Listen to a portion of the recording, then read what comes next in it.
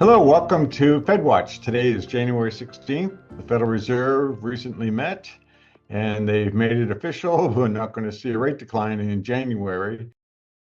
That's not really a surprise given the latest inflation numbers and some consternation about independence. They were more likely to lean in that direction than not. Will they cut rates in 2026? Well, their own dot plot says that they will once anyways.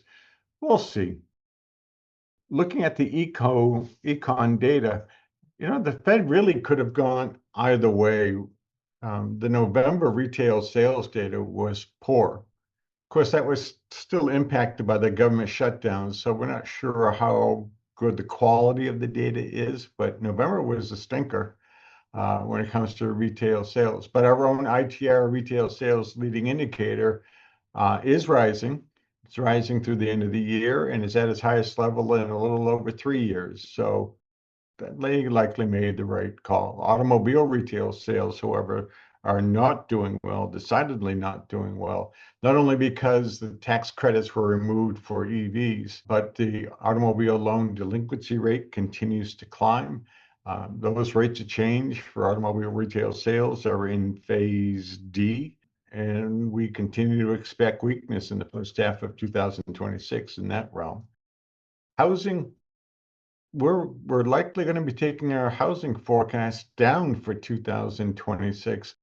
It's amazing how much overbuilding has occurred, and that was a bit of a surprise. We heard about in 2025 lack of inventory. Lack of inventory is probably the wrong inventory. But home builders overbuilt in 2025, and we're going to have to see some adjustment in 2026 before the housing market starts to stabilize. The good news there is, though, mortgage rates, 30-year fixed rate mortgage dropped 10 basis points from last week, which is great. And when we do a thing where we look at fixed rate mortgage and we subtract out the U.S. government 10-year bond yield to gauge whether mortgage rates are affordable or not on the larger scheme of things.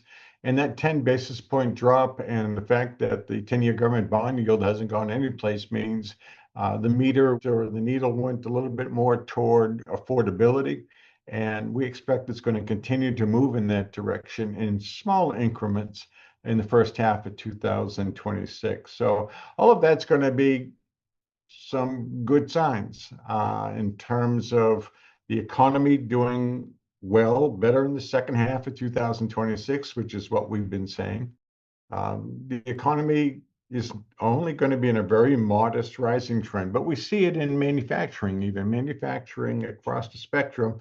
We're looking at some phase B rise. It's being held down to a very slow pace because of the weakness in automotive. But you look beyond that segment, and we are seeing manufacturing begin to pick up a little bit of steam. U.S. total industrial production for December came out today, and that came in with a 99.4% accuracy rating from a forecast that we put together back in 2024, August 2024 to be exact. So that's behaving as anticipated. I also did a quick check to see if we're seeing any potential fallout from the Department of Justice going after the Federal Reserve. The stock market's been relatively quiet, nothing there to report on. And as I just mentioned, mortgage rates went down 10 basis points from last week. And the U.S. government 10-year bond yield at 4.172%. Essentially, it's in a little noise pattern since January 2nd of this year. No big deal there. So looks like, at least for now, we have dodged a bullet in terms of turmoil coming through and wreaking havoc on the marketplace. We're keeping an eye on oil. We continue to expect oil is going to be moving higher in 2026, but not right away.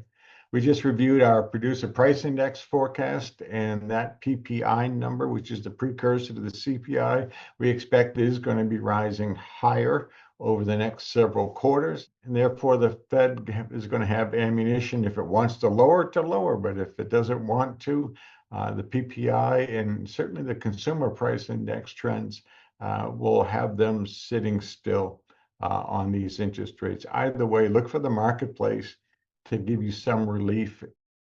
bond market, etc., not the Federal Reserve. Expect the economy to modestly improve in 2026.